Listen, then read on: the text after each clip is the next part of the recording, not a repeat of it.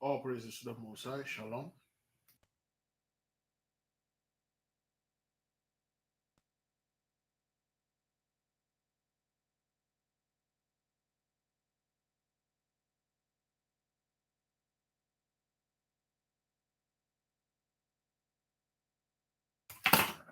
Shalom, beloved. Welcome, welcome.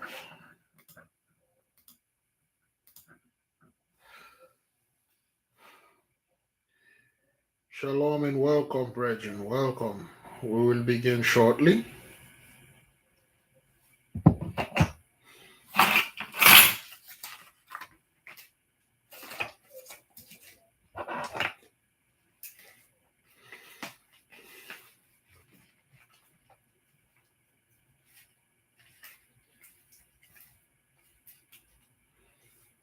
Hmm.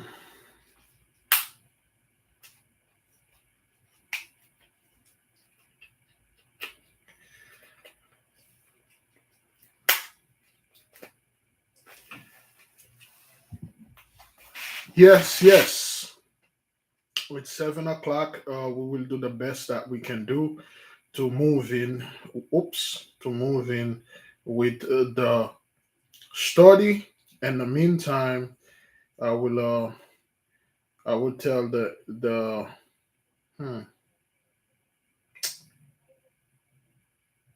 I will play this. Hospitals across the country say they are overwhelmed by an influx of kids with RSV. The problem is so bad for Connecticut's Children's Hospital in Hartford that they are considering calling in the National Guard and FEMA for help. Richard Jacobs has more on why this uptick in cases is so unusual. We are only a month into fall, and already there's a virus circulating in parts of the country, leading to serious illness in young children. And it's not COVID-19.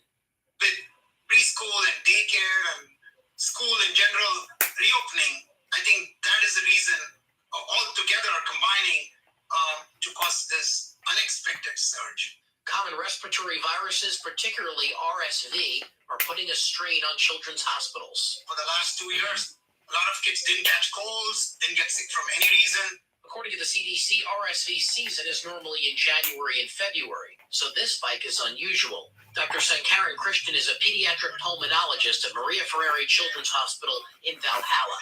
Dr. Christian says his hospital is seeing a rise in RSV and rhinovirus cases, and he blames isolation during COVID. Because of the pandemic and people isolating themselves from each other, several of these young children did not develop any immune response to these ordinary, common, everyday viruses. RSV usually causes mild cold-like symptoms, including a runny nose, congestion, and a mild fever. His advice? Look for the severe symptoms. High fever, or breathing fast, or having a persistent cough that does not get better, or the child is not able to eat or feed properly. Then the first step would be to seek medical attention. And one more note, doctors say most children under the age of 6 get about 5 to 8 colds a year. Dr. Christian says it's part of growing up. We're in Valhalla. Richard Giacobis, Fox 5 News. Is the Jewish Messiah coming this year, 2022 to 2023, or has he already even been revealed? There's quite a few things happening right now surrounding this subject of the revealing of the Jewish Messiah. That's what I'm going to get into in this video. I'll cover a rabbi who says he's currently in conversations with the Messiah, then some Talmud prophecies that say that the Jewish Messiah is coming this year, and the Russian-Ukraine war proves that. And lastly, a candidate that looks like he's gaining prominence in Israel that points to him potentially rising to the level of prominence that we will need to see to fulfill the prophecies of the false prophet and the Antichrist. First, I'm going to get into the rabbi who claims that he is talking and holding meetings with the Messiah already. This is from Israel Today, and the article says Israeli rabbi says he's already holding meetings with the Messiah. I'll read a little bit from this article and then get into the Talmud prophecies. A recent interview on Israeli radio featured prominent rabbis explaining that the Messiah is just about to reveal himself. Rabbi Yaakov Zischoltz told Religious Broadcast Radio 2000 that Rabbi Chaim Kanievsky, who passed away earlier this year, had told him that Kanievsky was already in direct contact with the Messiah. To understand why religious Jews are taking this seriously, it's important to know that Rabbi Chaim Kanievsky was considered one of the 2 or 3 top rabbis in the ultra-Orthodox Jewish community in Israel. The article also says that Rabbi Zischoltz says that Kanievsky and others of the mystical concealed rabbis had tasked him with informing the public of the Messiah's imminent arrival. A few mentions within the article about what point to their belief that the Messiah is coming. One is it says Rabbi Cook responded that when the Messiah arrives, the Sea of Galilee will be full. In a few weeks, the Sea of Galilee will be full for the first time since Rabbi Cook made this statement. Lastly, it says that a few rabbis from decades ago and some of Israel's most revered sages both predicted that Benjamin Netanyahu would be the state of Israel's last prime minister prior to the Messianic age. A great many, if not most, of the Orthodox Jews in Israel continue to believe that to be true, as Israel's last round of elections near November 1st of 2022, Netanyahu again looks poised for victory. So as we see, many of the Jewish people's, the Orthodox Jewish people's beliefs of the coming Messiah are not just taken from what we Christians believe in the Old Testament prophecies that pointed to Jesus, but they have many of these other Talmud prophecies and some of these sages and these rabbis coming up with their own prophecies that point to a messianic age because they reject Jesus as the true Christ. And some of these prophecies are within the Talmud, which is a central text of rabbinical Judaism, and it's a primary source of religious law and Jewish theology. On March 31st, 2022, an article from Israel 365 News says Talmudic prophecy reveals Russia-Ukraine war indicates Messiah's arrival as early as 2022. I'll read the most important parts of this article that point to what the rabbi is claiming here. And it says that the rabbi explains that the nation of Israel will experience redemption in the 7th year of the sabbatical year, which we are in right now. Furthermore, the rabbi adds that the war in Ukraine is happening in the months that are associated with redemption, Adar, which the Jewish people celebrate their redemption from the destruction during the holiday of Purim and Nisan in March and April, where the Jewish people celebrate the redemption from Egypt on the holiday of Passover. The Talmud says that the Jewish people will be redeemed in the 7th year and the sabbatical year. Not only are we in the sabbatical year. All right, enough of this garbage. Shalom, beloved. Shalom, shalom. Give me a 1 if you can hear me and see me well. Enough of this garbage, man. Those people lost their mind. Let me hydrate the holy temple with the Holy Spirit.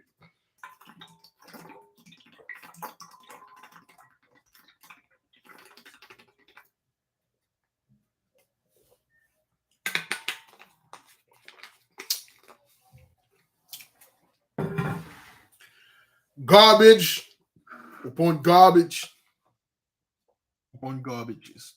Shalom and welcome. We're not going to even go ahead and dive too deep into this. As you are seeing, brethren, as you may see, and you just heard that the Messiah, now he about to reveal himself. He already did reveal himself last time, but for some reason he had to redo the whole revealing. Okay, so you have those Christians, and then now those people they've been blessing for the past 400-500 years, and they realize those guys are liars. And there's a lot going on. Certain so-called African countries, they are burning the images of Cesare Borgia. Let me put this thing on silence. And we have a lot of other things that are going on around. You just heard it. The hospital in certain states, they want to call the National Guard to come and help them with certain viruses that they have upon the children over there. And those people think, CV, that's all. You're gonna have things coming upon you. You don't know what to do with them. Okay, so there's quite a few more stuff going on. You may see that I have stopped or slow down making any of the ESOS trouble is because we have an issue with the. I ordered this freaking thing. They're taking forever for this thing to come here. Once this thing come here, we will be able to restart again and then make more videos. But in the meantime, we are studying, brethren. So now that we are in the midst, we are studying. Let me just go do a little bit refresh. Now, which one of you that already did your ritual for the energy of Noga for today?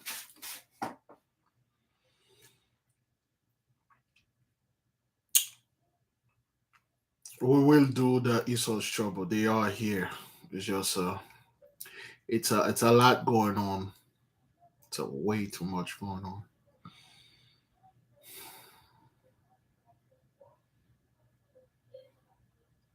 All right, that's good. I did mine. Mine's still going on.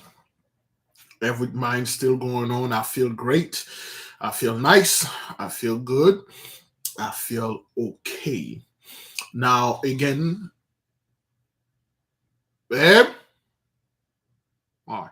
Now again, these things, this energy is going to stay for a while. Beloved, thank you to all of you that call and text, the one that supported and everything. The other night we had a great night. Huh? Are the kids playing? You know what? I think. Let me turn on this thing. Cover the noise out there. So, thank you for all of you that were there with us and we started. Now, last time we had learned a lot of stuff concerning the land. We had met Jules Galdia, which was the teacher of Olaf Jensen and his father, and they spent a year in the city of Jeru. Okay, and then they had to go to the city of Eden, where they met the high priest. All right, the high priest, he is the ruler of the land. All right, he's set as a king. We know for a fact. I'm just going to say for a fact because we read this. We know that the most common use of metal down there is gold. Okay, pretty much everything is made out of gold down there. All right, so they have this thing over there made out of gold. They have other things. Their technology is far more beyond. We learned that their children their children attain school by the age of 20. Okay, they are not allowed to join any institution until they are age 20. And by the age 20 ourselves, we should be like 2 years into college, if I'm not mistaken. But to be able to be married as a man, you need to be somewhere around 100 years old or 75 years old, and the women are younger. Okay, so this is the culture, and then again, I have no interest of discussing anything with anyone, with anybody, how they are so wrong doing this. They're supposed to do it according to the church or according to the Gentiles point of view. Okay, they have fruits. They have elephants that are 85 feet tall that can crush your house with a single step on it. Tortoise, which of course you now know that the tortoise is the land turtle, and the turtle, the regular turtle, or the swimming one. The tortoise cannot swim; they will drown. Okay, if you put them in the water, they will literally. If you drop them in the middle of the ocean, they will die. So we learned that. Now we had stopped in page 138. Okay, all right. We had stopped in page 138. Let us keep on moving, and we start at the elephant. Okay, let us keep on moving. This is page 139. Let's recap a little bit on page 138. All right. Forgive me. There's a lot of noise above us. Okay. Um, I was filled 138 Smoky God PDF. I was filled with mute astonishment, and my father was speechless with awe. He held my arm with a protecting grip as if fearful harm would overtake us. We were two atoms in the great forest, and fortunately unobserved by these vast herds of elephants as they drift on and away, following a leader as does a herd of sheep. They browse from growing herbage which they encountered as they traveled, and now and again shook the firmament with their deep bellowing. All right, that was the part of the elephant. There is a gaze, there is a hazy mist that goes up from the land each evening, and it invariably rains once every 24 hours. Okay, all right. Now we know that it rains down there invariably once every 24 hours. At least it rains once every day. Okay.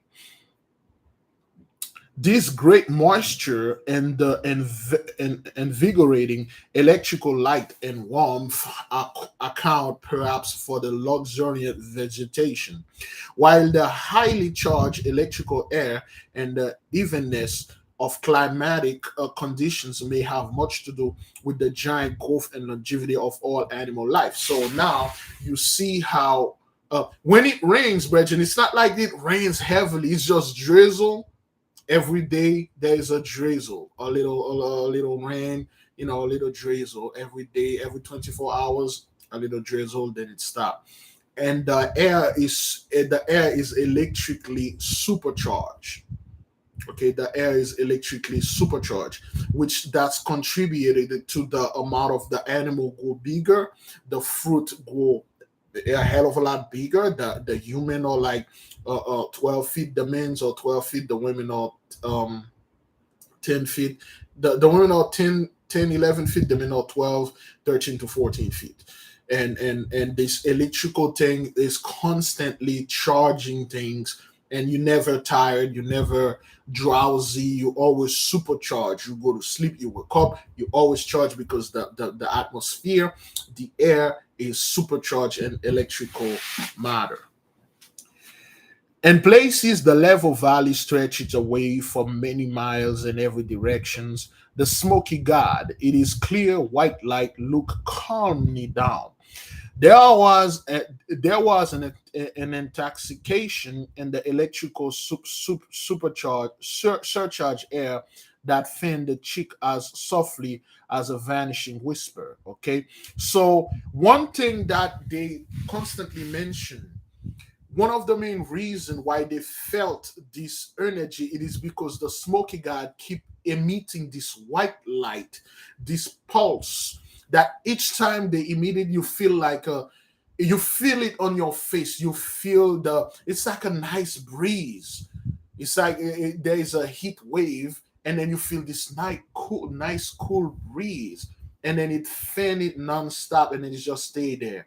It's just, that's what one of the main reasons that caused the atmosphere to go that way, to be that way, and the fruit to go that way.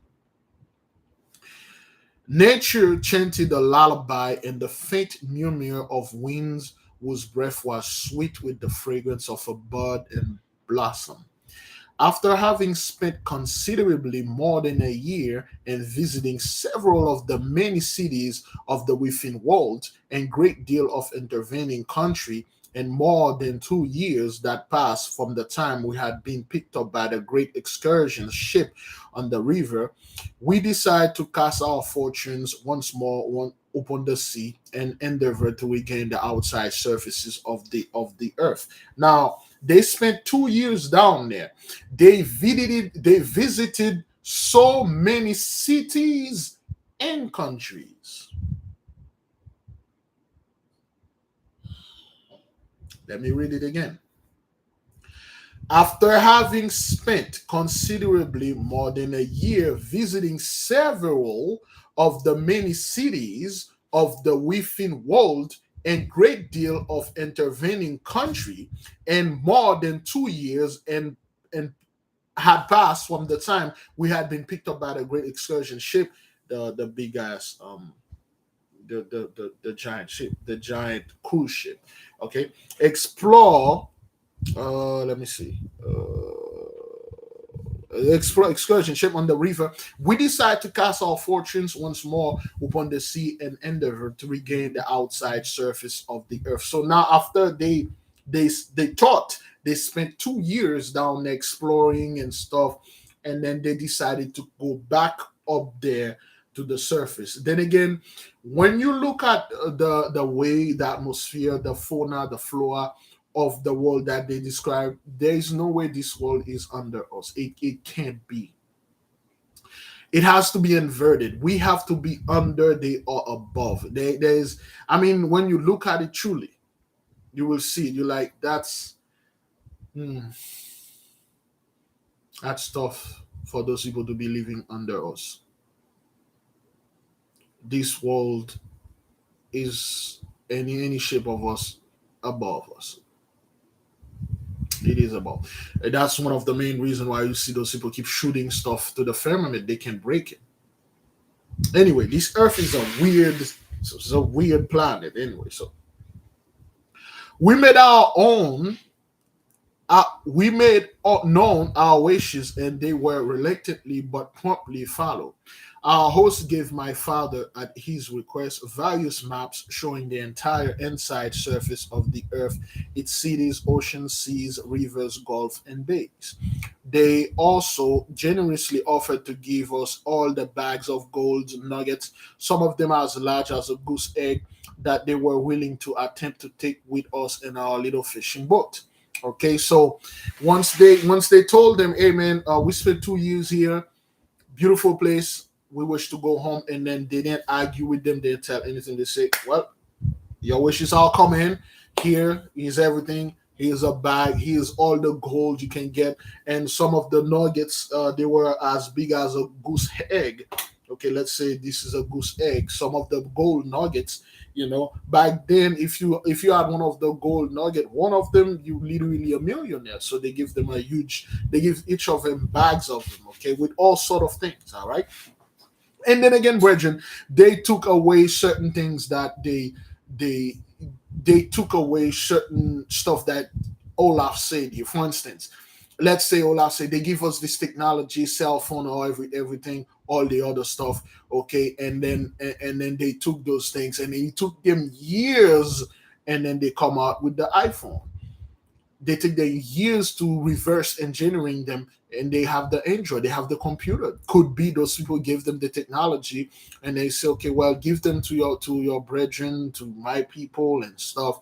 And then it seems to me this story is about two slaves that fled slavery in the 1800. They were being chased north, and then they got into the whole earth. It seems that's what it is, because it's crazy the way that they told the story. But anyway, they just literally took that out. You mean to tell me you spent 2 years in a highly civilization and high tech, and what they give you? Gold?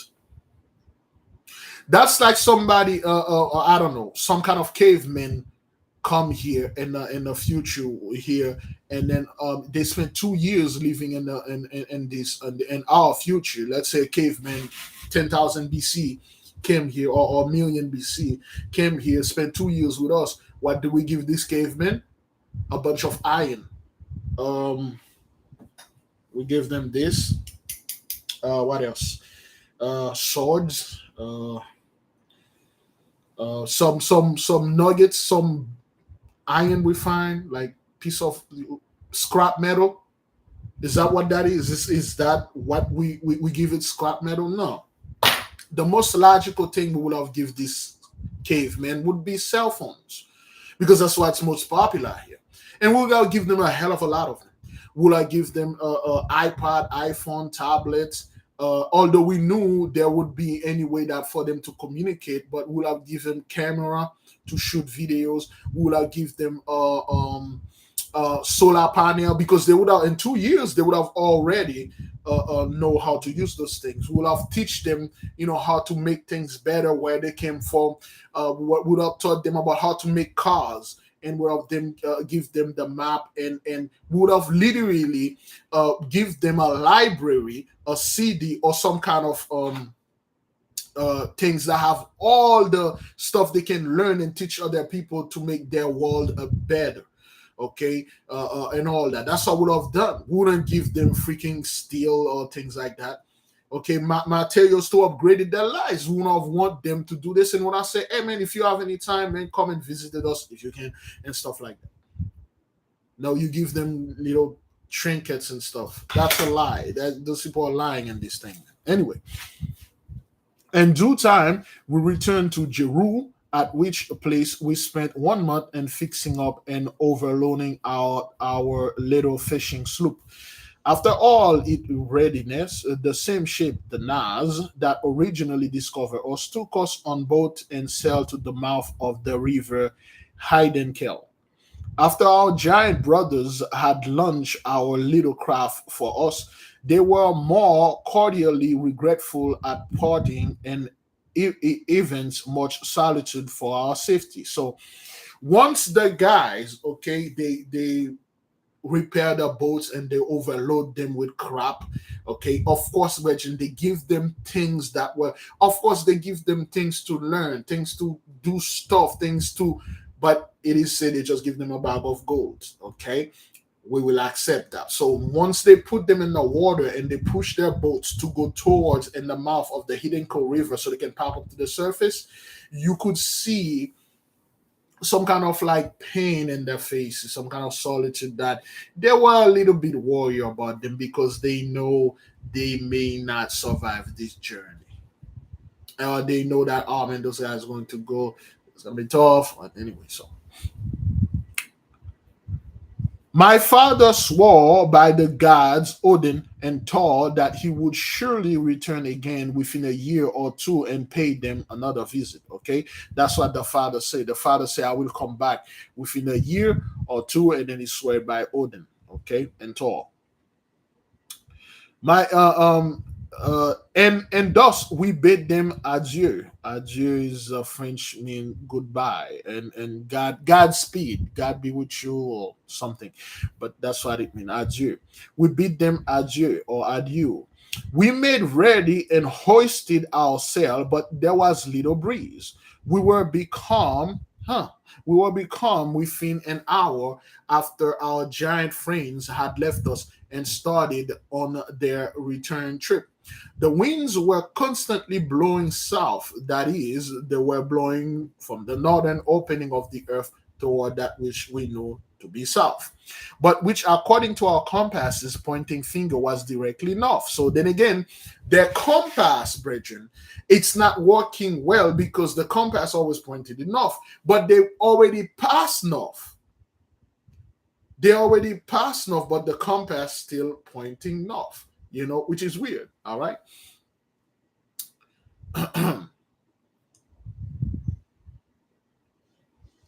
For 3 days we tried to sail and to beat against the wind, but to no avail. Whereupon my father said, my son, to return by the same route as we came in is impossible as this time of year. I wonder why we did not think of this before. Okay, so now they realize that the same way that they came in, they cannot go there, they cannot come back there at the same in the same time. There's different time you can go there. Just like we said it, for instance, there will be a massive portal that will be opening on December 21st, 22nd, 23rd, and 24th. And after that, it closed. And then it will open again next year. So if you came in during the portal was open, remember the big vortex that they went to in the beginning? And then you try to get out in certain time, the vortex is not open, it's gonna be impossible for you to get out. You're gonna have to find a way. Okay? Huh? Give me a second. I got it right here, babe. Give me a second.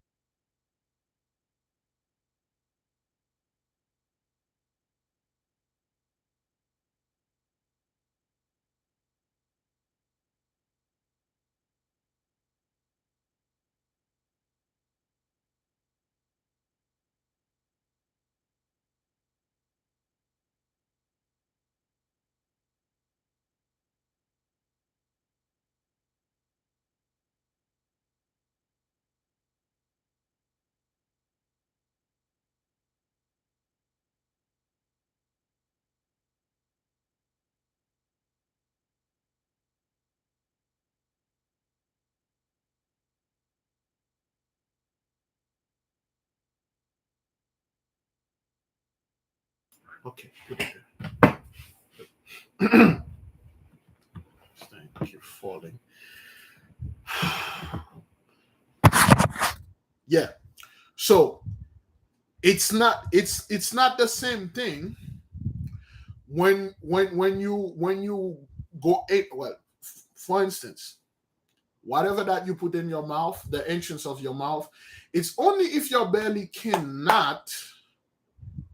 If something wrong with this thing, you're gonna have to throw it up. But if you enter here, you're gonna have to pop up somewhere else.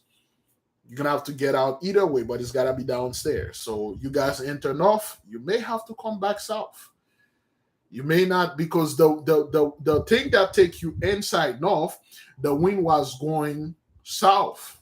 So when you came in, when you try to sail against the wind will throw you back because it's going south again. So you might as well go follow the wind, let it blow you south, all the way south till you pop up. Because if you keep sailing against the wind, you won't make it. What shall we do? I inquire. There is only one thing we can do, my father replied, and that is to go south. That's the most logical thing. Because if you keep pushing forward to this wind, the wind is blowing south, you going against it, it's gonna push you south. So you might as well go south until it push you out all the way wherever this thing ends. The wind was strong, as we seems to have struck a current that was running with a remarkable swiftness in the same direction, south also, because if you enter north, you have to exit south. If you enter a door by pushing it, when you're getting out, you have to pull it. If you enter a house by pulling the door, if you're getting out, you're gonna have to push the door. Sometimes it could be both way, but it is always best to do the opposite. In just 40 days, we arrived at Delphi, a city we had visited in company with our guides, Jules Galdia and his wife, near the mouth of the Gihon River. You see how you heard of this dude, Jules Galdia and his wife? They never tell you anything about him. Of course, those two people were the teacher that taught them everything they know. You only heard the name of Jules Galdia. You don't hear where he live at. Does he have children? What does he do for a living? Where does he stay? Where does he live? Or they just say those two people and stuff. Even the city of Delphi, those guys spent 2 years down there. They barely brought any information back. That means they took out. I'm pretty sure those dudes have quote unquote video camera. They probably filmed the whole thing in the 1838. Most likely, the so-called people that are living under the earth have technology. They had technology that we have, and then they film everything. They give them the internet, some kind of weird internet that's connected to the ley line, connected to them with super stuff, and then you give it to them, say whatever you want to leave, contact, and then those people either they stole that or they don't know or this thing, or they give them cell phones with codes on them. And only people that can unlock it is our people, or they give them certain technology that they have to enter a password, and this password will not obey them. For instance, just like the Ark of the Covenant. Okay, when the Philistines stole the Ark of the Covenant, they could not use it. In fact, they were. Yes, sweetie? Sorry to disturb you. All right. So make sure you don't lock the door. Okay, I will just leave it like this. Okay. All right. Okay, most likely they have to give them something. You won't meet an advanced civilization that give you freaking books. They literally give you a pen and paper. They must have already passed that. They must have either download every single thing in your mind instantly, or they just give you something advanced. They won't give you books anymore, man. Come on.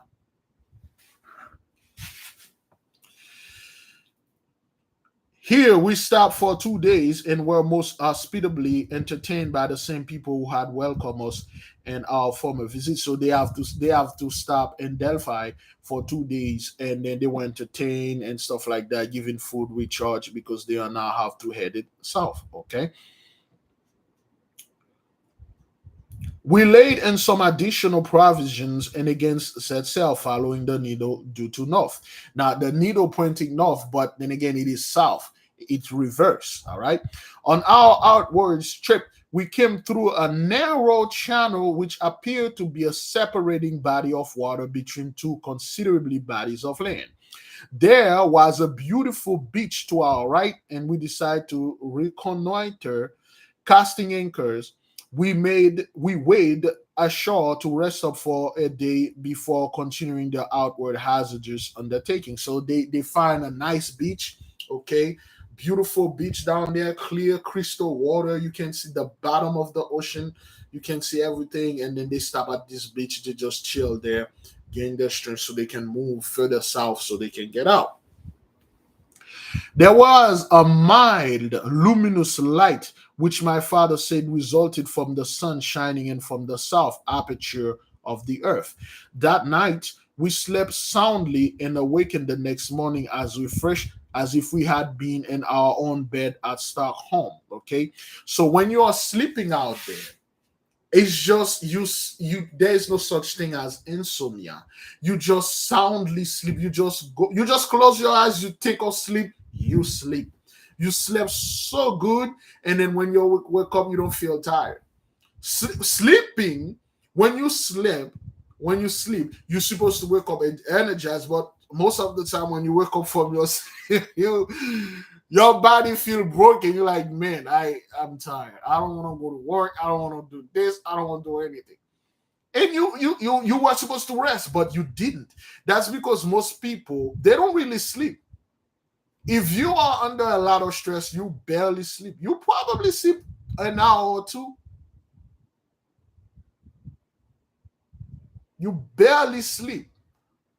You sleep awaken. You sleep awaken. You sleep awaken. You barely sleep because too much is going on, too much is in your mind, and so much garbage in your body. You know, sometimes you have some good sleep, you felt rested, but some of the time you're like, wow, ah man, I'm tired. Oh boy, I gotta go to work. You know, so the atmosphere and everything. All right. After breakfast, we started out on the inland to tour of discovery, but had not gone far when, we sighted some birds which we recognized at once as belonging to the penguin family. They are flightless bird, but excellent swimmers and tremendous in size. So they start to exploring the little beach, the little lane that they stop, and they saw a group of birds. They from the penguin family, all right, but they are tremendous in size, and they are flightless bird, but excellent swimmers. Okay, we don't know what kind of birds they are, but somehow we know they can flight, but they're super swimmers, and they're from a penguin family, and they're on a tropical island. It could be the dodo birds. That's why people are saying like, "Oh, those animals are extinct." They cannot. You cannot erase the mighty one creation. You can't. You can't. They went inside or above or outside of the earth. I don't know, Bridget. Okay, giant penguin like 10 feet tall bird and stuff like that. Okay, they are flightless bird, but excellent swimmers and tremendous in size, with white breasts, short wings, black head, and long beak bills. They stand fully 9 feet high. Okay, they are 9 feet high bird, man. Can you imagine come up upon a bird that is 9 feet tall? They look at us with little surprise and presently wobbled. Rather than walk towards the water and swim away in a northerly direction, the events that occurred during the following 100 or more days beg our description. We were on open and iceless sea. The month we reckoned to be November or December, and we knew the so-called South Pole was turned towards the sun. Therefore, when passing out and away from the internal electrical light of the smoky god and its genial warmth, we would be met by the light and warmth of the sun shining through the south opening of the earth. So what they said here. Once they just giant 9 feet bird, white chest, black head, short wings. They waddle like penguins. Could be another form. It could be the true penguin. Another form of penguin. Saw them. They just swim. But instead of them swim north, they swim south.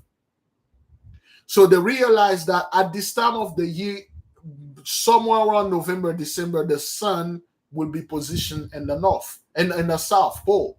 Now, when they are traveling, they felt the warmness, the electrical warmness from the smoky god, which is the red sun that they have over there, and then they start to feel like these energies are a little bit getting away from them, and then they felt like they felt the hotter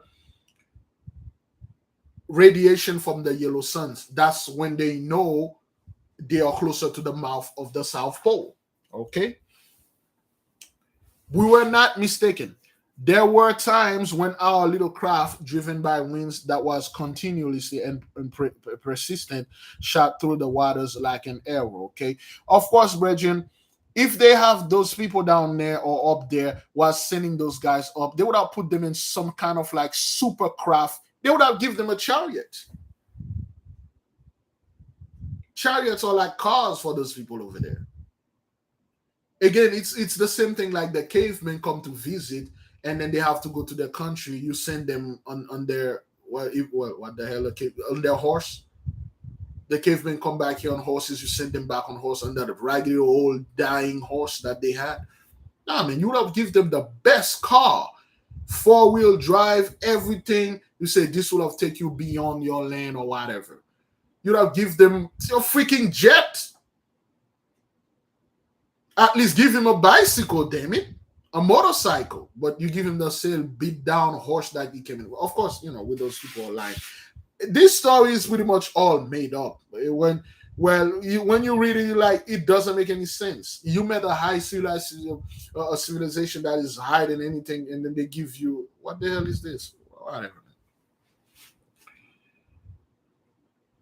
Had we encountered a hidden rock or obstacle, our little vessel would have been crushed into kindling wood.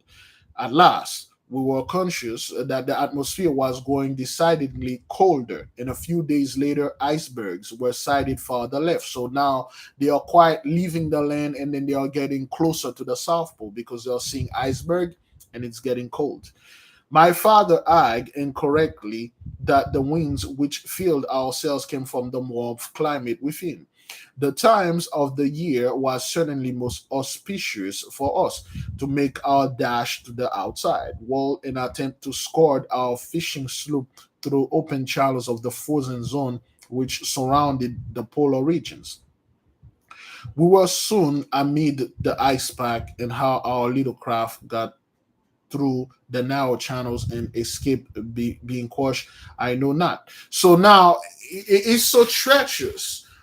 Okay, so treacherous when they are navigating to go south, because again they enter north. They were trying to go north. They cannot get out of the mouth where they came in, because that mouth, in your mouth, you literally drink, things get in there. If something had to come out of there, it can't, unless if you want it to come out. And that won't be pretty. So they're gonna have to go south and get out of the other hand. They have to go south. So now once they're getting closer over there, they start seeing icebergs. They start feeling the cold and the heat, and they start seeing yellow light. That means they are closer. But there's so many icebergs. It seems like their ships was guided. They said if there were little rocks, their ship hit it, boom, it would have crushed into a million pieces. Okay. All right. Past behaving the same. Let me see. We were polar regions. We were soon amid in the ice pack, and our little craft got through the narrow channels, escaped the crushing. I know not.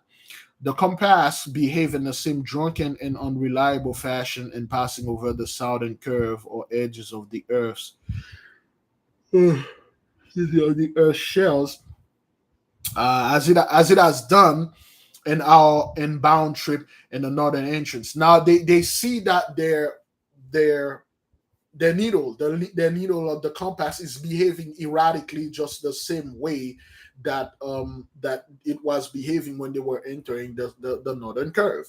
So the southern and the northern, they have uneven magnetic field, so this thing is misbehaving. All right. One day, as I was lazily looking over the sloop side into the clear waters, my father shouted, "Breakers ahead!" Looking up, I saw through a lifting mist a white object that towered several hundred feet high, completely shutting off our advance. We lowered sail immediately, and none too soon. In a moment, we found ourselves wedged between two monstrous icebergs. All right, the entrance is very narrow. Remember, those guys were in a little small boat, like a little, probably a long boat, a fishing boat, a little small boat, and now they become wedged into two giant icebergs. They barely can exit one of these entering. Those two icebergs wedged them, and icebergs are literally immovable. Icebergs are literally, if you get caught in the middle of two icebergs, that's it. You might, if you could heat it up your boat or yourself to melt it, okay, but you cannot move the icebergs. They are pretty much like massive mass of land. You cannot move them. Okay, it's very dangerous. Each was crowding and grinding against these fellow mountains of ice. They were like two gods of war contending for supremacy. Okay, those icebergs looked like they were fighting, hating each other. We were greatly alarmed. Indeed, we were between the lines of a battle royal. The sonorous thunder of the grinding ice was like the continuous volley of artillery. So when the two big icebergs are hitting each other, you can hear the thunder. The grinding sounds like lightning clap, and then it sounds like a bunch of bomb being dropped and stuff like that. Then again, brethren, like, when you look at this story, like, those people that live down there would not let those guys go down there like that. They would have put them in they would have give them a ride home. They would have put them in a chariot, fly them out there, leave them there, and leave them somewhere safe. They won't have any danger, and then let them know. And then say, "Hey, you guys good here, all right?" And then they go back. But these old things, whatever. It seems like what they did here, they give you the same kind of like the same subject when the guys were entering the earth. They just reverse it and stuff. But yeah, whatever. This book talking about more about the voyage than the culture, the stuff that's going down there. Talk about more of the voyage was treacherous. Yeah, we know that. What's in there? How they do like? Do I have any proof? Anything like that, crazy. Blocks of ice larger than a house were frequently, okay. They gave a little you can see a little illustration right here. You can see those two giant icebergs and stuff, and their boats, living and stuff like that. Okay, so all right. Lifting up 100 feet on the mighty force of lateral pressure, they would shudder and rock to and fro for a few seconds, then come crashing down with the deafening roar and disappearing in the foaming waters. Thus, for more than 2 hours, the contest of the icy giants continues. Okay, they give us the same crap that they spent 2 hours inside of that vortex storm, hurricane, and whatever, the eye of the hurricane. Yeah, whatever, man. It seems as if the end has come. The ice pressure was terrific. And while we were out of not caught in the dangerous part of the jam, and we were safe from the time being, yet the heavying and rending of tons of ice, if it fell splashing there, and it was into the watery depth filled with shaking fear. So when those two giant icebergs collapse and then they grind, there's like block of giant ice falling in the water, and the water was moving, and they were afraid some of those giant block of ice fell on the boat and killed all of them. But when they fell, and giant wave pop up and push them to and fro, back and forth, and things like that. Finally, to our great joy, the grinding of the ice ceased, And within a few hours, the great mass slowly divided. Okay, after a few hours, these things start to come back to normal, and they felt like a little bit better. The water calmed down a little, and then they are smooth sailing now again.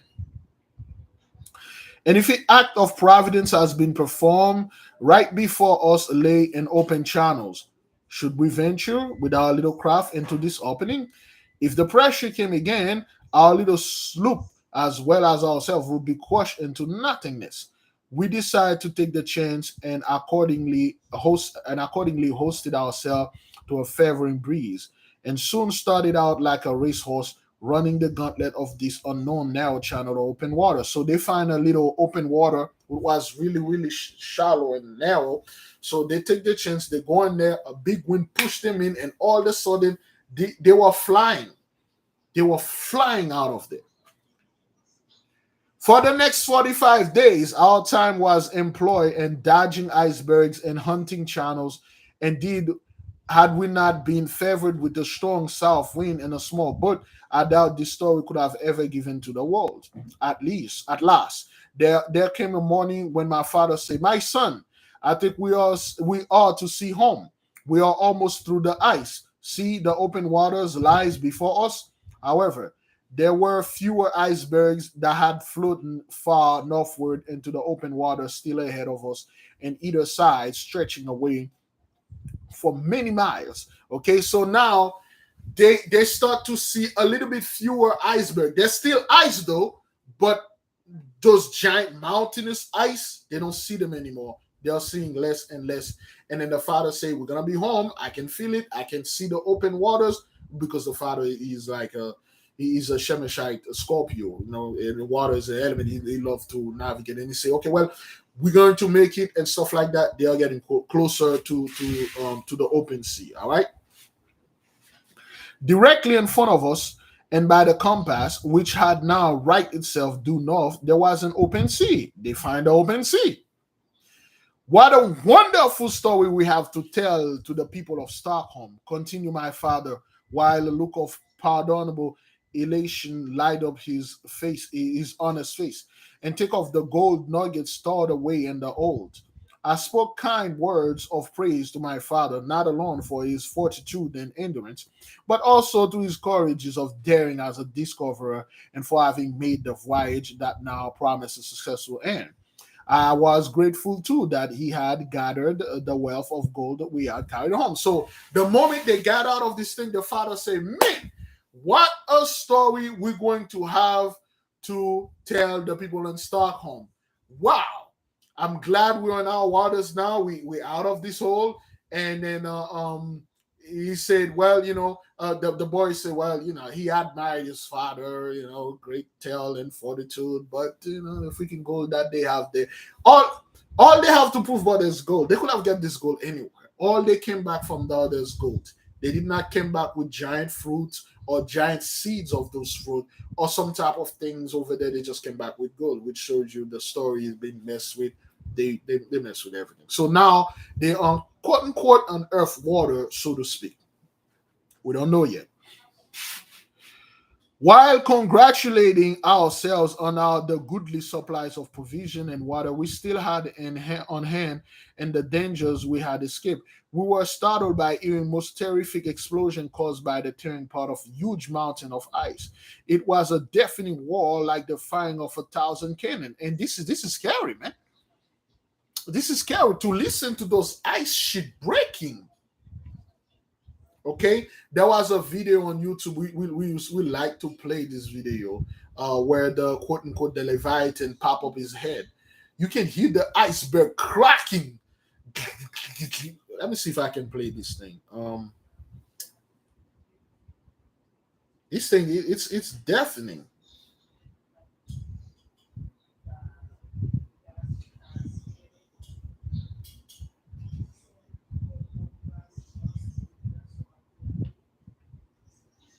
Okay. There you go. This is the video of the Leviathan, and so to speak. That V section right there. Holy shit, look at that big bird rolling. All four right. You can hear it. Look at that. Okay, this is an animal moving under this thing, man. You see how, look at the whole thing. You hear that?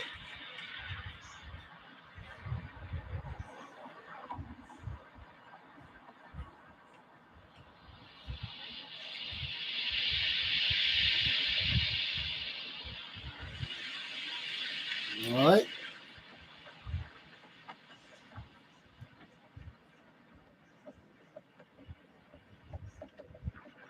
You can hear the click, click, click, click, click.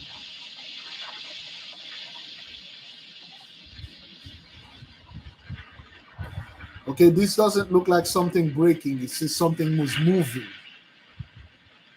You can see this thing pop up his head like this thing look like a giant tortoise, man. Crazy. See that black body? And they caught it. See that thing pop up his head? You see the head? Giant. Ooh, giant tortoise, man.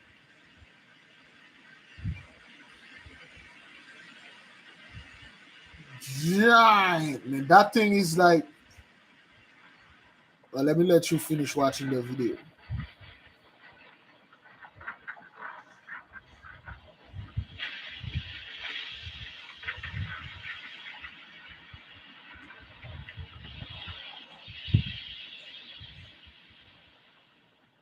The calving face is 300, sometimes 400 feet tall. Pieces of ice were shooting up out of the ocean 600 feet and then falling.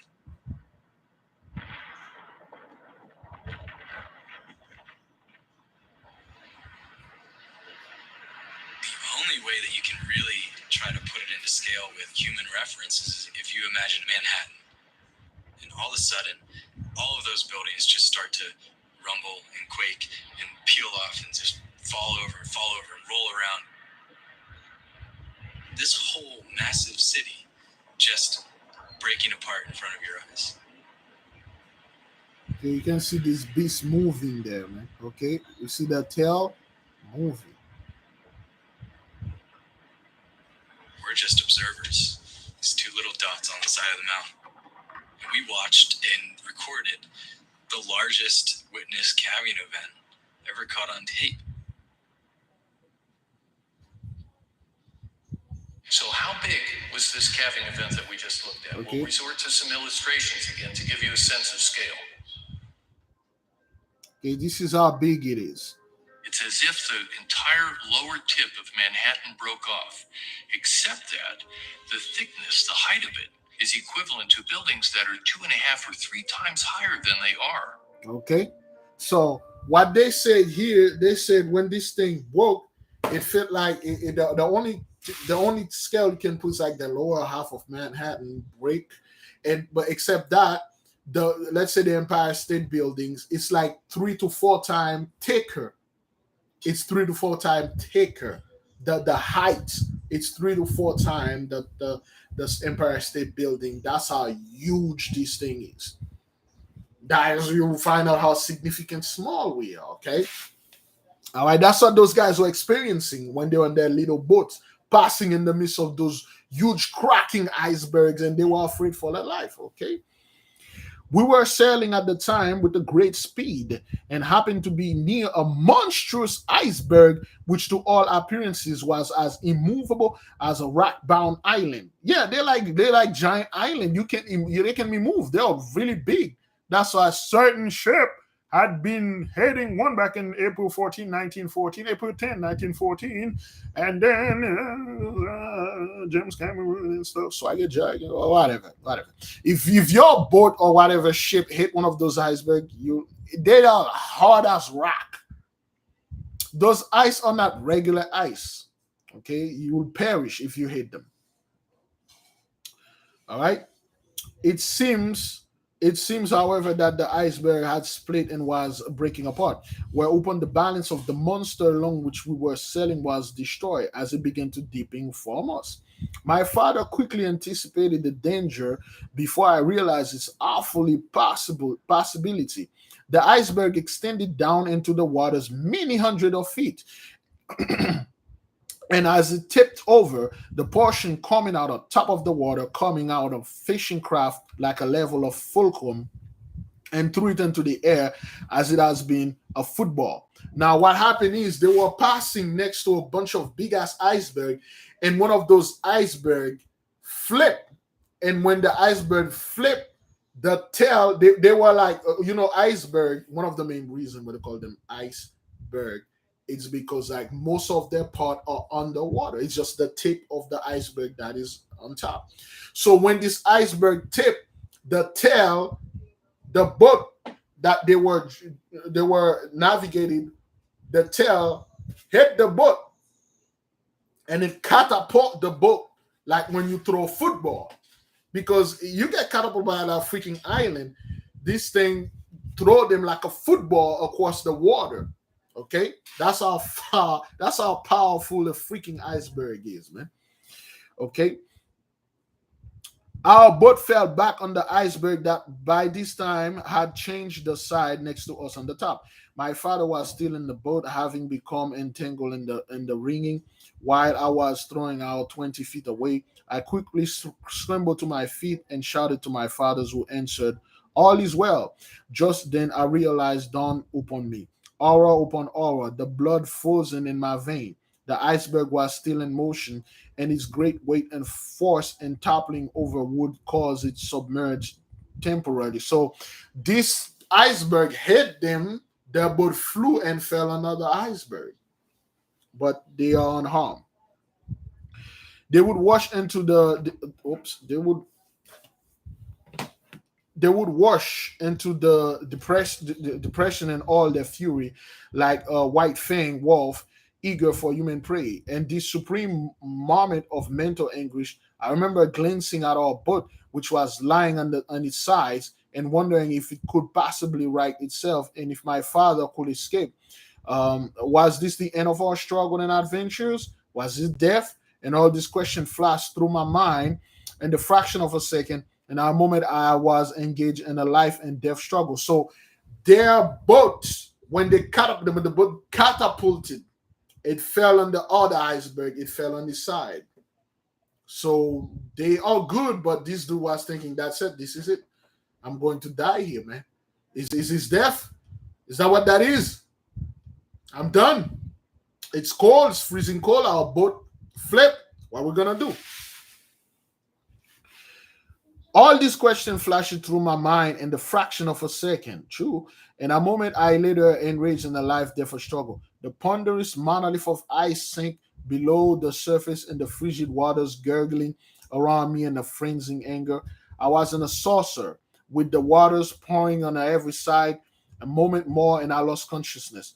When I partially recovered by sense and roused from the swoon of a half a drowned man, I found myself wet, stiff, and almost wasn't lying in the iceberg. So a bunch of stuff happened, and then he got overwhelmed.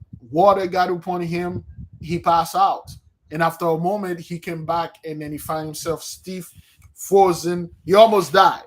Okay, but there was no sign of my father, of our little fishing sloop.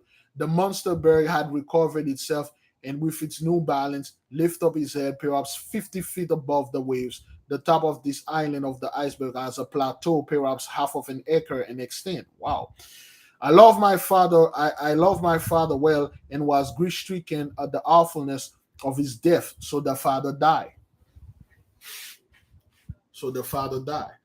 When the iceberg that flipped him and then he went and fell to his side, and then he stumbled, he fell on a place that the place like water was coming, the water reached him, froze him, and then he got messed up. And then when he passed out, he woke up, and then he was looking for his father. When he find the sight of his dad, the old man died.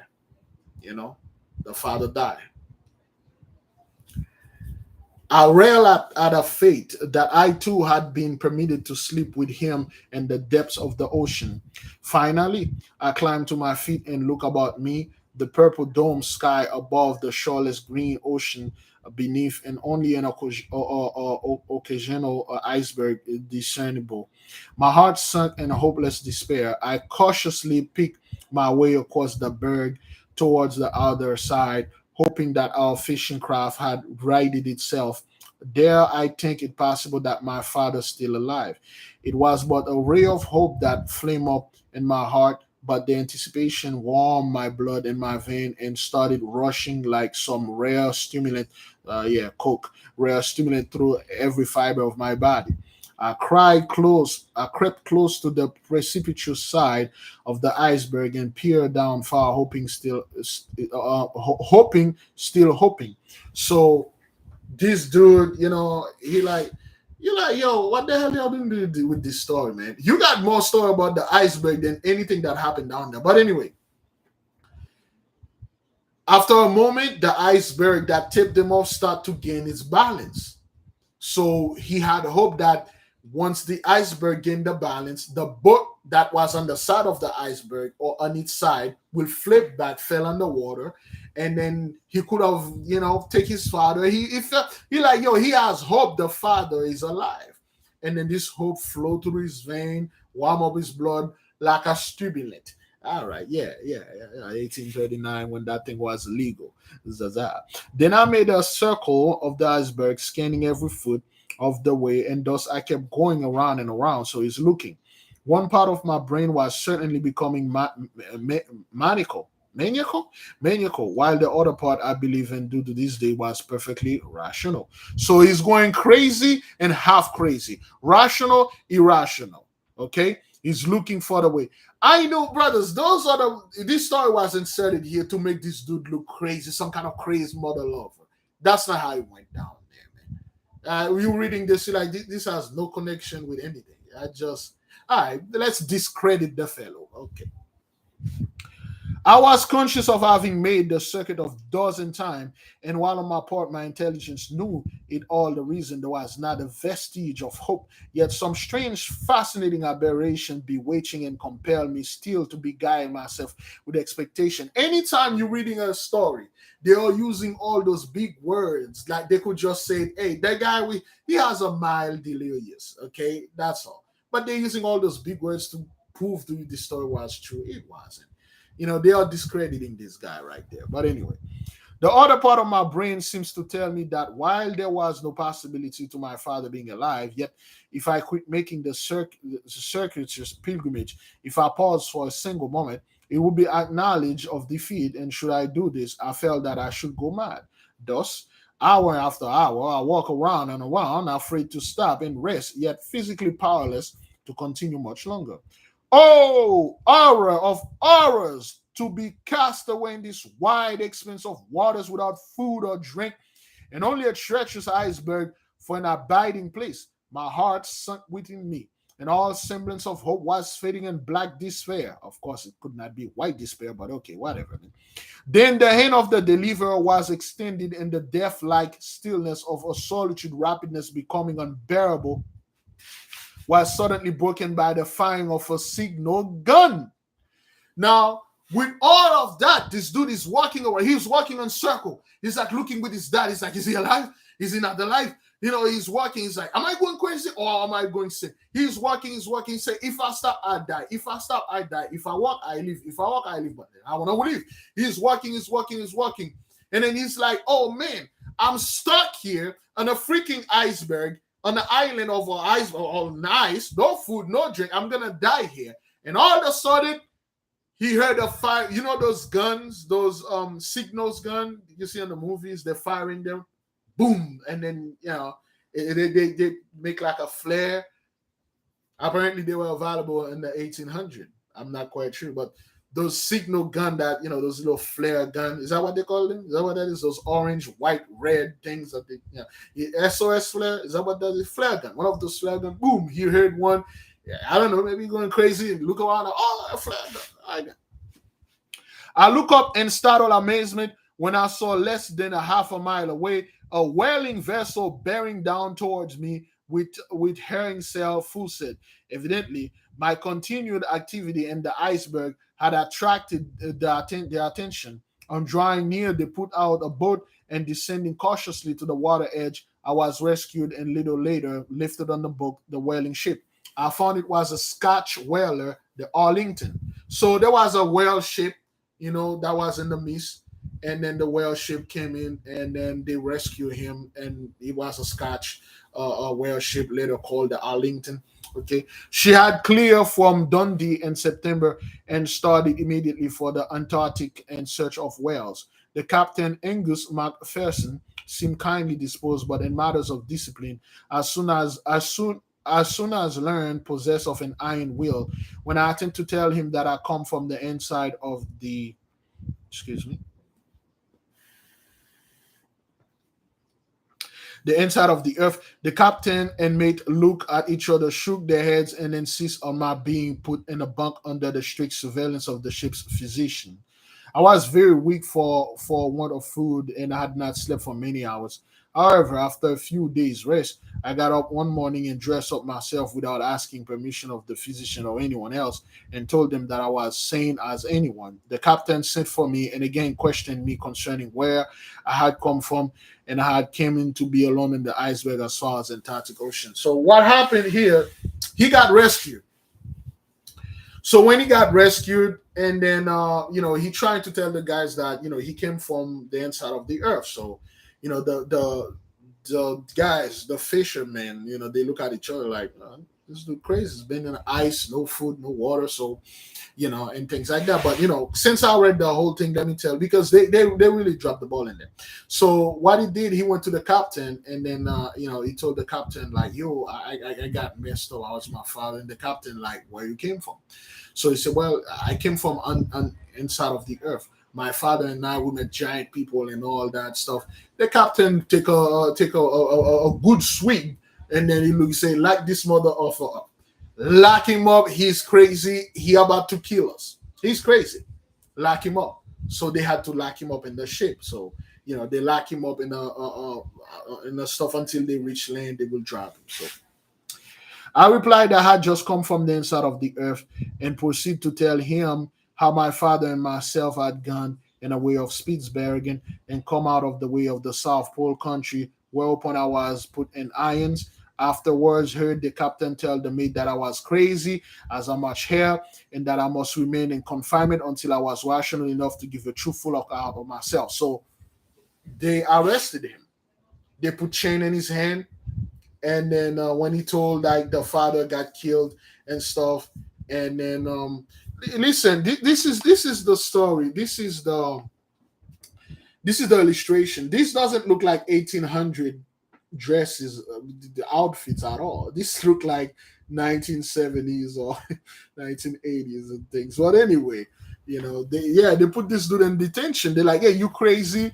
We're going to yes, give me a second. We're going to put you in prison until you become sane. All right, give me a second.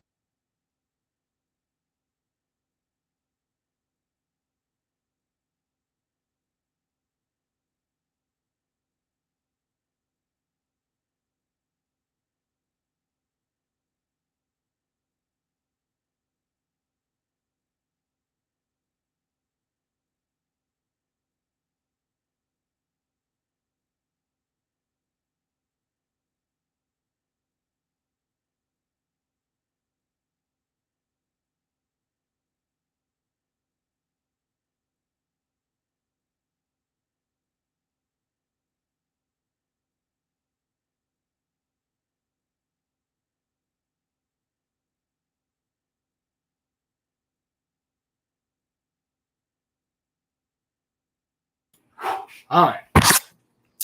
So they put him in chain.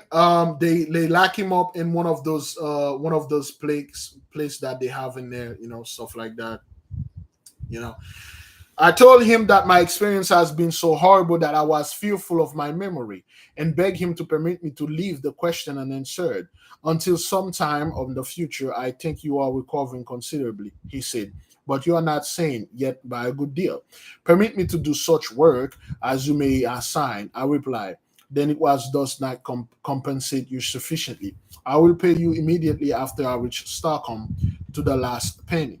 Thus the matter on finally reaching Stockholm, as I as I have already related, I found that my good mother has gone to reward more than a year before me. I have also told how later the treacherous and relative lent me at Madness House, where I remained for 28 years, seemingly unneeding in years, and still later after my release, how I returned to the life of a fisherman, following sedulously for 27 years. Then now how I came to America and finally he's just telling the same thing that he said in the beginning. So now what happened is he got what happened is the whaling fish dropping off in Stockholm. He paid those guys, and he find out that his mother died a year when he left. Okay, which make the story make no sense. It make no sense that if you're a father, okay, in the beginning, remember what he said? He said his father they went to get fish, and then they were getting elephant trunks, ivory, and stuff. And then they get so far north, and then when they look, and then the father said, "There's a land beyond the north that Odin said, let's go check it out." A father that has a wife at home say, "Nah, I can't do this, man. I promised the wife I'll be back and stuff, and things like that." So therefore, he left, and then he went sell so many missing part, and then he came back 2 years later. 2 years later, his mom died, and then he went to his uncle, which is a property. The uncle was a real estate Mongol. He owned many properties, and the uncle said, "You crazy? I'm gonna put you in prison." And he spent 28 years in prison because of a guy that told a story about how he went inside of the earth. You put him in an asylum for 28 years. You know how many people out there that are telling bogus stories and on YouTube anywhere that they've been places they never spent that much. Child molester, rapists, and all those people murder. They don't spend that much in prison. It's to discredit the story. It's to discredit that imagine all those things, but that's not what happened. Okay, so the conclusion. So we're pretty much done, Brethren. Okay, conclusion. All right, part 6 with the conclusion. All right, so they gave us the same bull that they gave. You see how, beloved, they don't give you much information about what's going on in there. You find more info about what happened to this dude in this iceberg and his father died. But like he just told you he spent 2 years down there visiting many things, many stuff. He never wrote anything down. They didn't. But even the gold that he had and the boat, where is it? Where's the bags of gold and all the other stuff? That said, in conclusion, the story's done.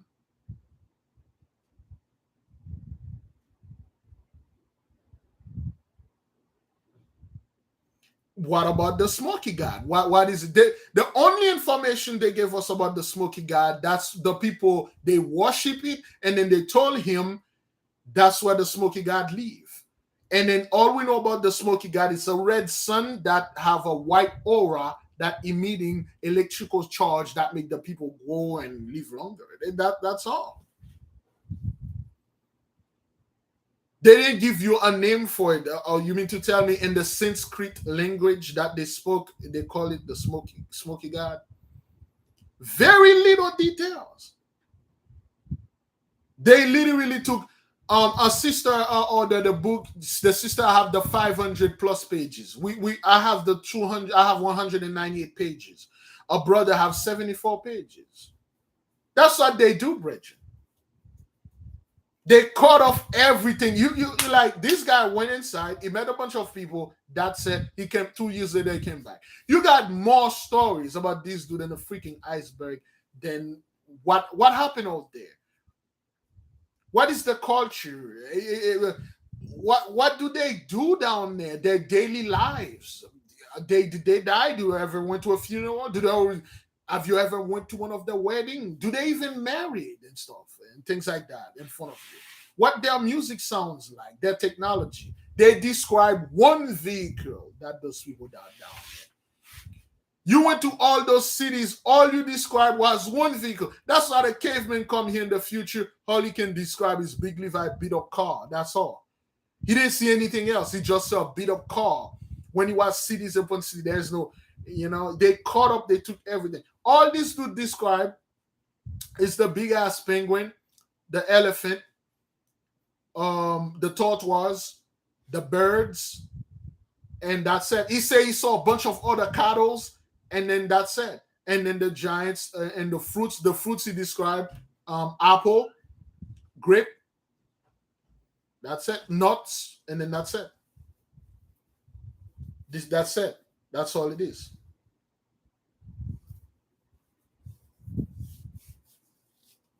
That's it. They literally took all the story, all the best point out of this, all the technology this dude talk about, the specific people and what they told him. They must have told this dude in the future there is a group of people that look like you, or I'm pretty sure this guy they were two runaway slaves. A white man want to rescue another white man on an iceberg and freaking put chain around his hand because he thought he's crazy. He must have said, hey, you're a runaway slave and I'm returning you home. And then he's just like, I'm going to get the reward and put the chain on him and stuff. But then again, you see, this is how those people do things, how they mess with the information, they change things so you won't find out what to do and things like that. But by the Holy Spirit, we know what happened. There is another book that we have on our website, which is highly recommended, about our beloved sister recommended. It's called The Voyagers 2. And this book, they talk about the three crises. They talk about the inside of the earth, why we call the 12 tribes, why everything. All the answers that you need is in this book. It's on this website. It's on our website, biglevi.com. If one of the moderator, I don't think you know it, if you be so kind, put the link there so that people can download the book. All right, let me give the name of the book, and then you guys will go ahead and check the price on Amazon. Let me give you the name of the book. I will type it here.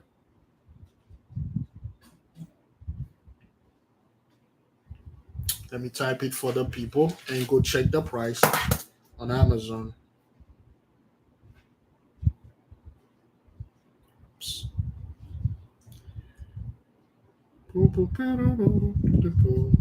I think Brother Devin already posted there.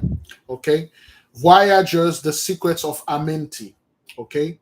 Voyagers, the secrets of Amenti. That's some next level history right there. Voyagers, the secret of Amenti. Check it on Amazon and see how much it costs. All right. Let me type the name here. Voyagers,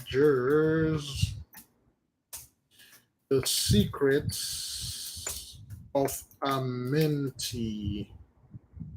The author is Ashayana Dian or Dean. Just type the author instead. Ashayana Dean. Okay, this author, type her name and Amazon and look at her book prices and then post the prices on the chart so our people can see this. Okay, we got the PDF. The sister gave us the PDF, and then it's imperative she receive words from the mighty ones for the nation to study this book. And then, okay, so on Amazon it's $379. There is another book, Angelic Code or Angelic Message. How much is that? Look at all her books. Okay, type her name, look at all her books, and look at how much they cost. Okay. So it's $354. Okay, $379. $354. What are the other books? There's a book she has on Angelic, whatever. I forgot the name of it. Please type how much all her books cost. And those are supposed to be the book of devils. They're supposed to, I don't want you to, if you read this book, you're going to go astray. And it's that expensive. If you want me to go astray, you would have made this thing like so cheap. But this book is $379. Okay. All right. Let me see if I can, put some of the links in there so the people can see. Okay, Ashaya, there's a book. Okay, Angelic Realities. Okay, $739. Angelic Realities, the Survival Handbook, all right, $736. $739. All right. She got the Voyagers, the Sleeping Abductees. Okay. All right. This is how much. Okay, this is how much the Sleeping Abductees cost. Okay.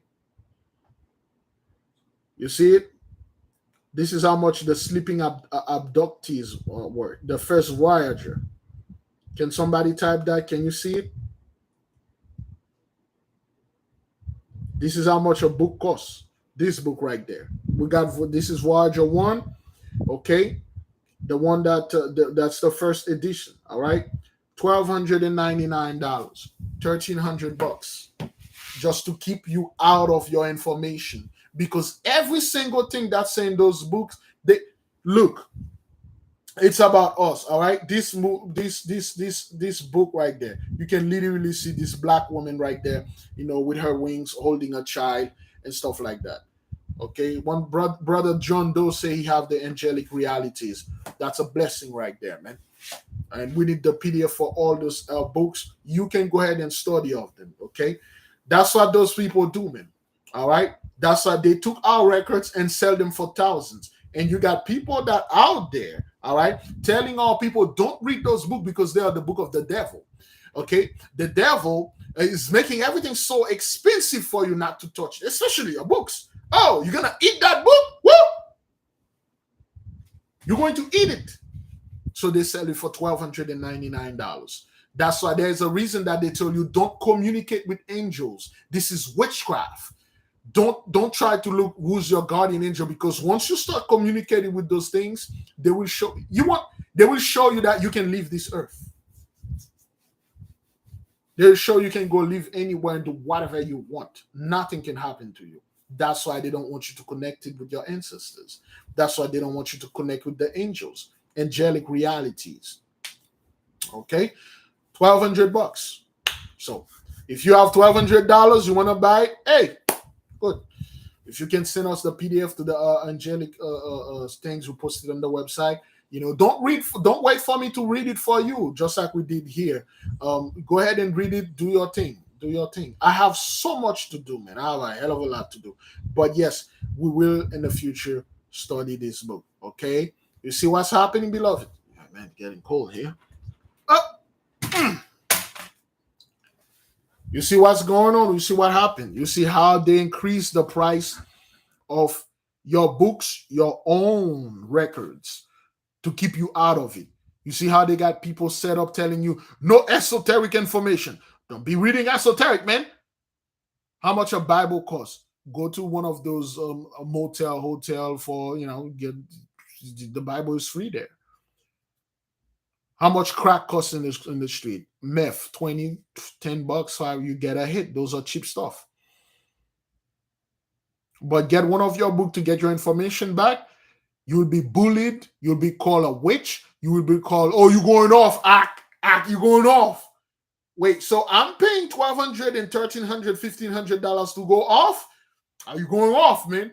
You're going off. That's why it's so easy for our people to acquire wealth. Because when you acquire wealth, it's you're going off. They make everything that you want to get closer to the mighty one is super hard. It's just like this to get into poverty.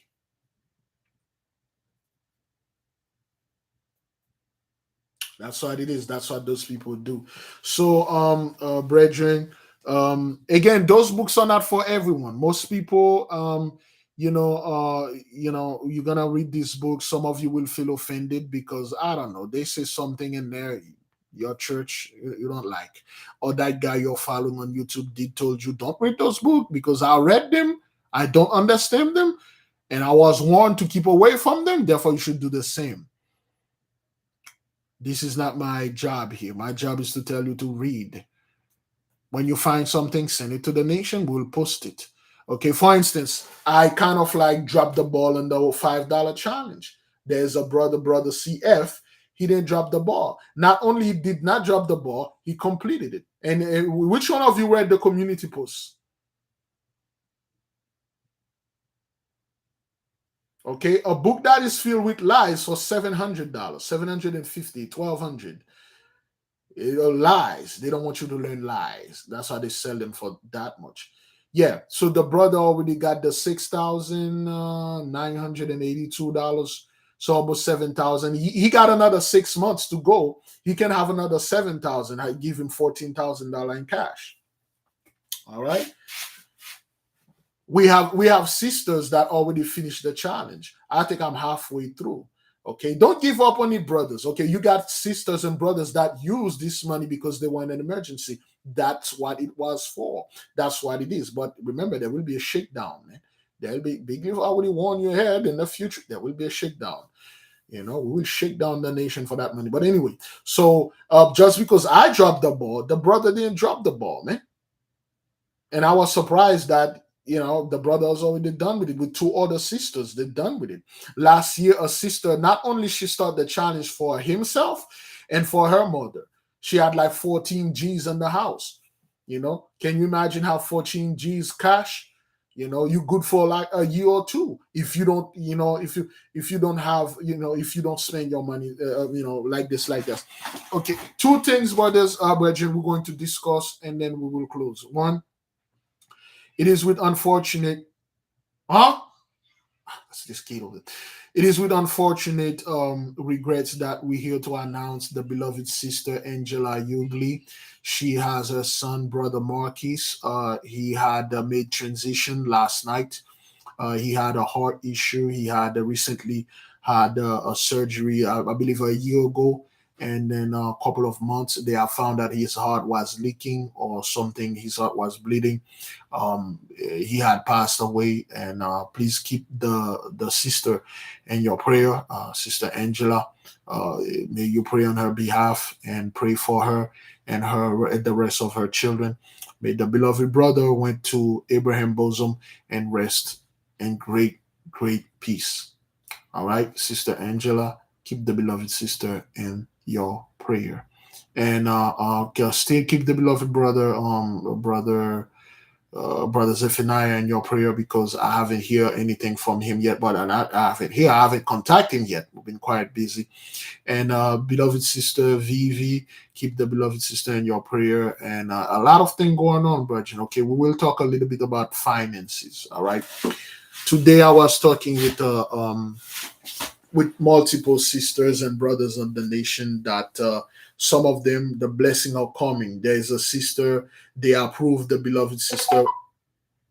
They approved the beloved sister for certain things like the government was holding on to her and they had increased. The blessing has coming strong upon a lot of us because we are doing everything right, especially the sister that did the one that did the June 24th. Okay, the sister saying amazing things are coming.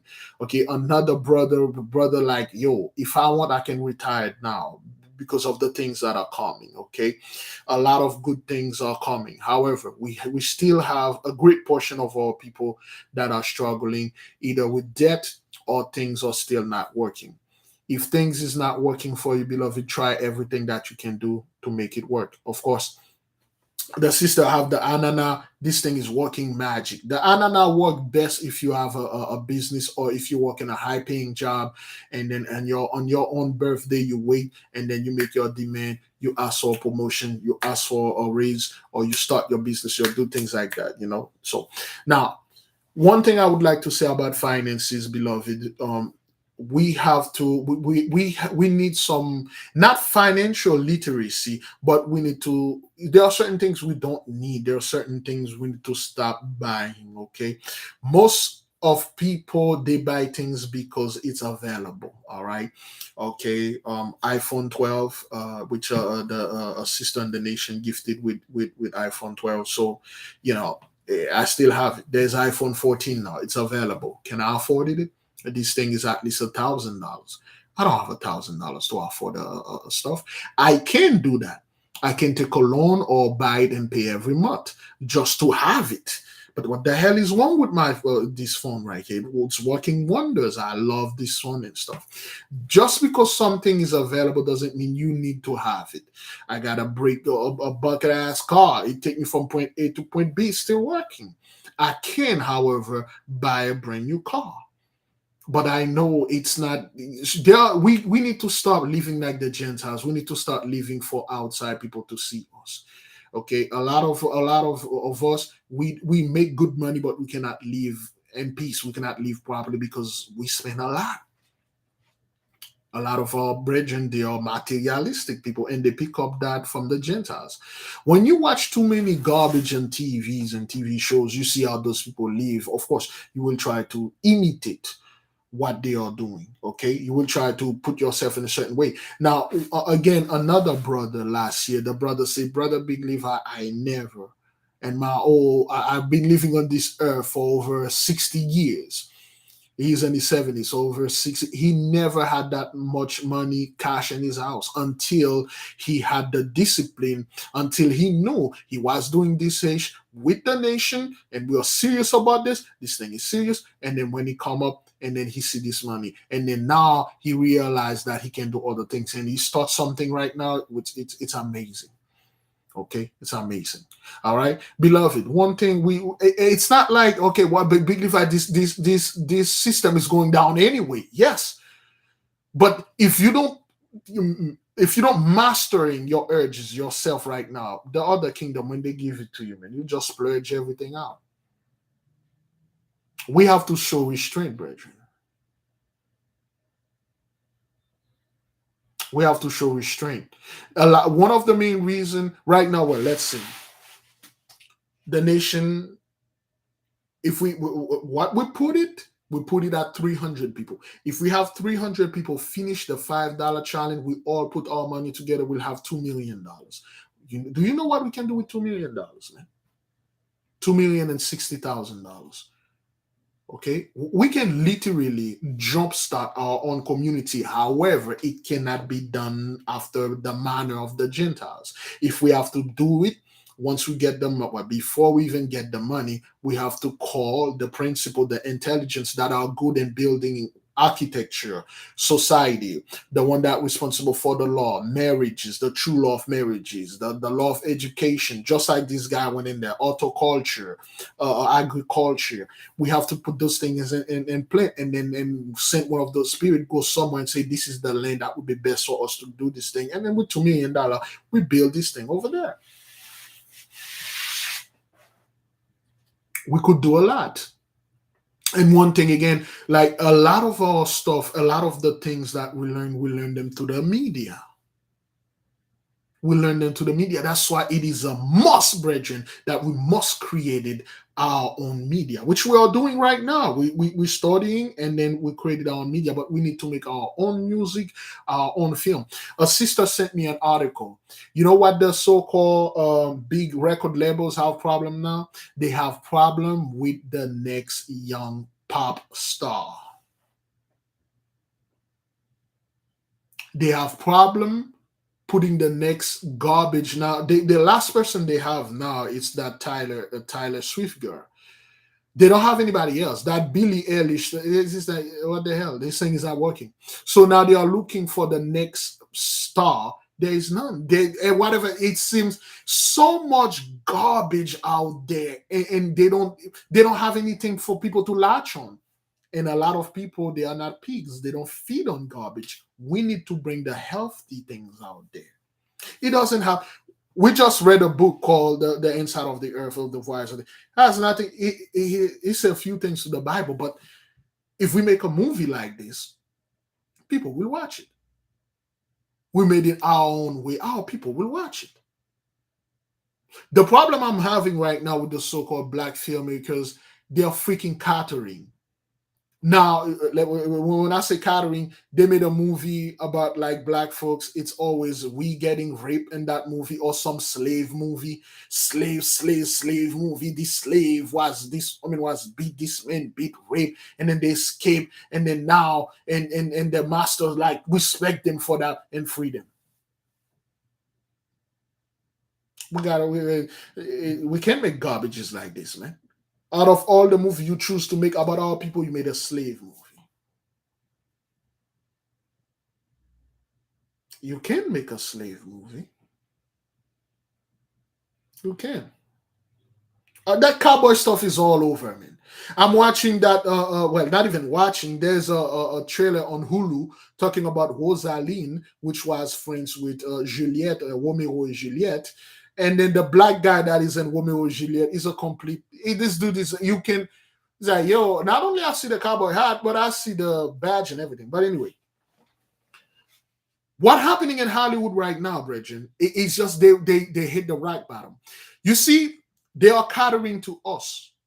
That's why a lot of white male out there, they are raging. They don't understand what's going on. Why you are replacing all those great characters, all those you remake great big buster, black buster, Ghostbusters. You replace them with women and black women. Why are we making Black Panther right now? It's a black one. Why are you catering to those people so much? Because you don't matter anymore. You're not the top anymore. They are trying to cater to the people that are one, have the money, two or more, three or more matter than you. Okay, the Little Mermaid, they put black. That means like you have the money. They know black folks have that money. They can spend it. Other people, they are in a lower category. They can't. That's true. They just telling me don't matter anymore. Now they make that garbage movie about the woman king. This thing flopped so bad. Now they are Viola Davis or whatever her name is going out there and calling everybody racist because they didn't see the movie. The whole thing about the Little Mermaid, which actually was the original story of the Little Mermaid, was a black Little Mermaid. That's what it was. Black Adam, everything is black now because they are catering to you because they know the quote unquote the blessing is upon you now.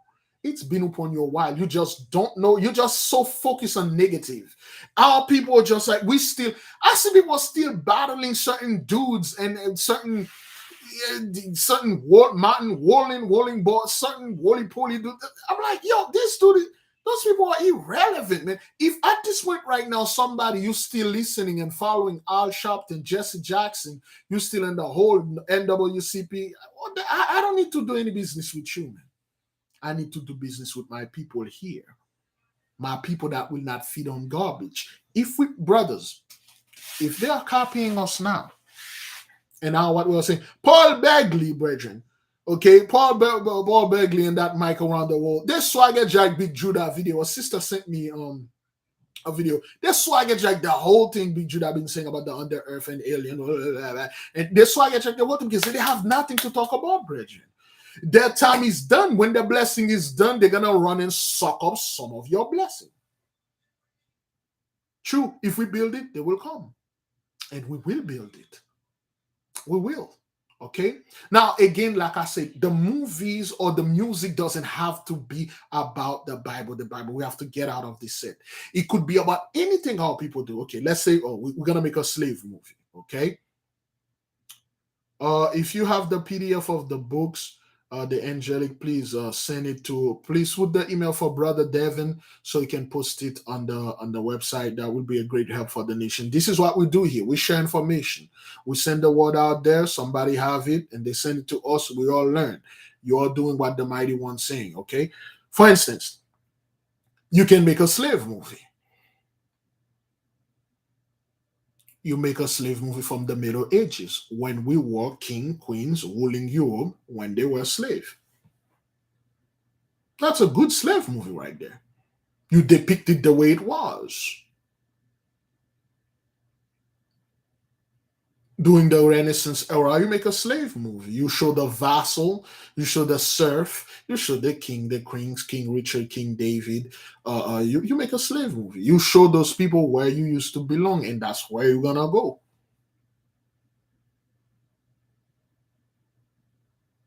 You know how much traction if you make a movie like that?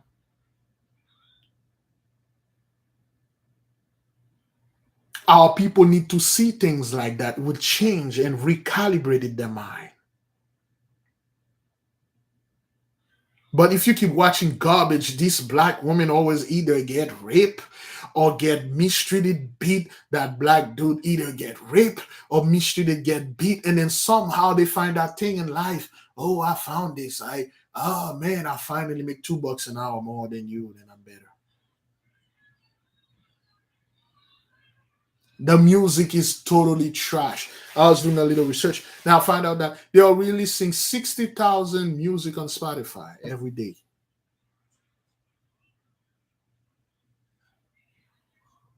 Oh, they are making King Arthur movie with Denzel Washington. Okay.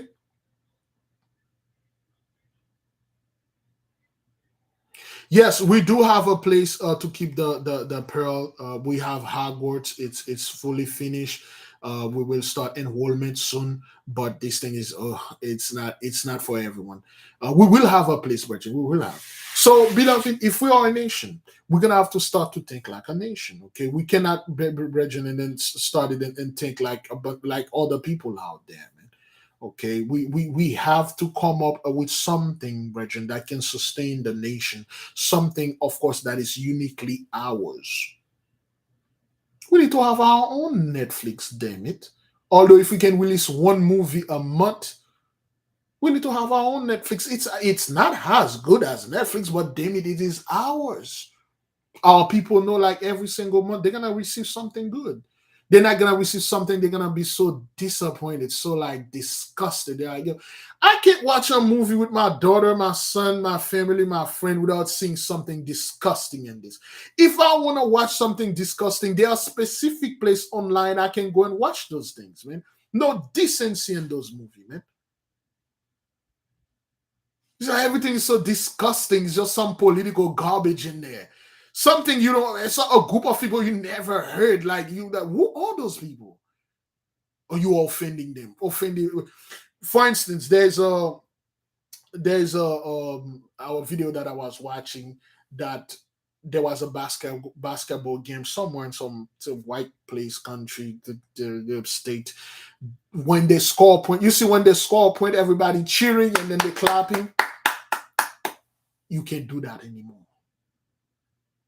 If you cheer, you can do that. Don't cheer, don't clap.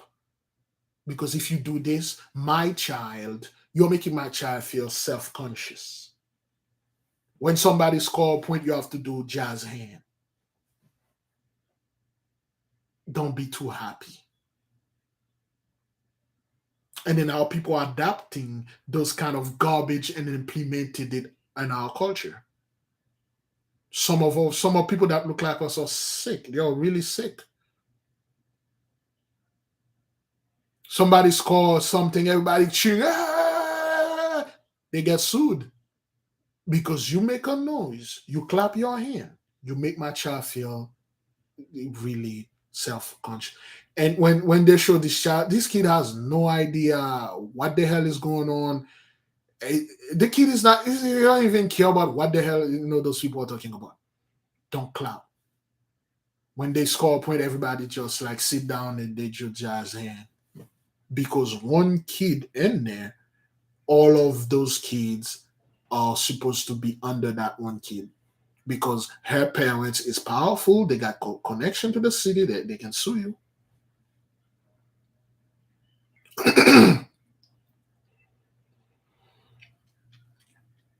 And we let those people what people are doing right now, they are making mental illness a normal thing. They normalize it.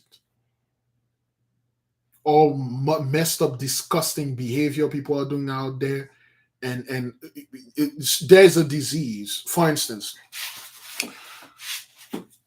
there is a documentary out there called The Bug Chasers. I talked about this before.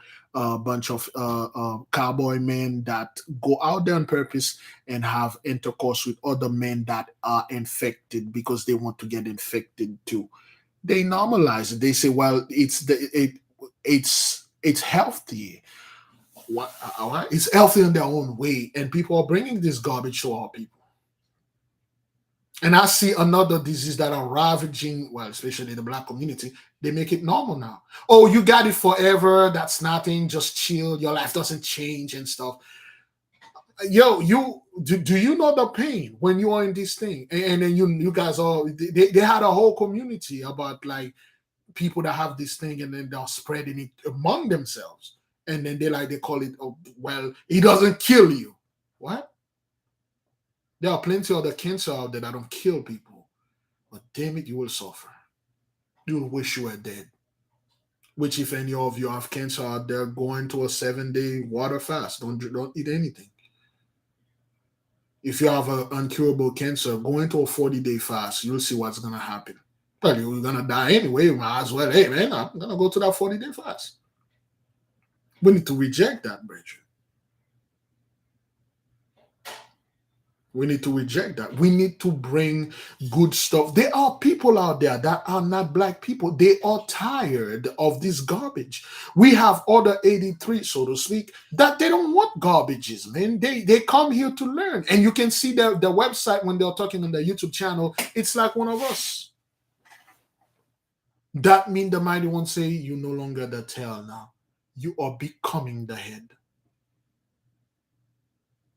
We must be the head. And if we are the head, brethren, we gotta bring something that is righteous, something that is clean, something that when the people, the nation see it, they'll say, this is righteous, this is clean.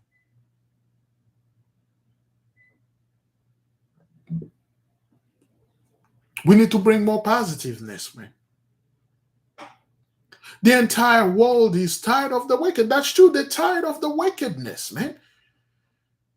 Certain things I'm seeing, I'm like, Most High God, why did this happen? I was watching, you know what? I'm not even watching. Let me play this for you, man. You know? Oops. Let me see. You know what? It's too disturbing. It's too disturbing. I'm not going to play it. But when I watch this thing, although it happened to 83, and I'm sitting there, I'm like, if this ever happened to one of my child, I will take everybody out, man. I will just take every single person out. You know, but anyway. So yes, beloved, yes, of course, October the 25th, which is going to fall, is going to fall on this Tuesday, Madim. This Tuesday, you can supercharge your Capricorn or Shabbatai candle or red candle, black, red, good, except for white, because this is for fight only. Red or black, supercharge them. Ask for justice, reparation. Ask for restoration, the complete failure of this system, man. Because the entire earth is tired of this bull, man. We need to come up with something new, good. Again, people think they're gonna fight us. LOL. No. All right. I gotta go. I gotta go. It's 9 a.m. I forgot all about this. Okay, so beloved, thank you for joining us. We're pretty much done with this book. Tomorrow morning, if the mighty one want me, I will come live. We will have a little discussion of certain things, and then we will proceed to certain other books that we have. Brethren, you are here to learn. You are here to share. We share, we learn, we teach each others. I am not your master nor your teacher. In some way, somehow, I could be your mentor. Okay. Somebody say Big Judah just drop a video. If the moderator would be so kind to put the link in there so that people can jump right up there, I will end this podcast. We all together, brethren. Don't follow me, and I'm not following you. We following the Spirit. I'm nobody's leaders here. I'm no generals. I'm just a soldier, just like you. The only way that you see me more is because of my size. That's all that is. Because I'm a giant dude in front of a TV. That's why you keep seeing me. I'm not that smart that you think I am. Some of you are beyond me. Okay? All right. So go check the video from the beloved brother, Big Judah. So yeah, I'm a not spiritual. I'm an advisor. I give you a little advice and let you do Hish on your own. I can do it for you, but I'm not supposed to do this. There are consequences for that. Okay. Thank you, beloved brothers. I will see you whenever the mighty one says so. Repeat. May the King reign forever.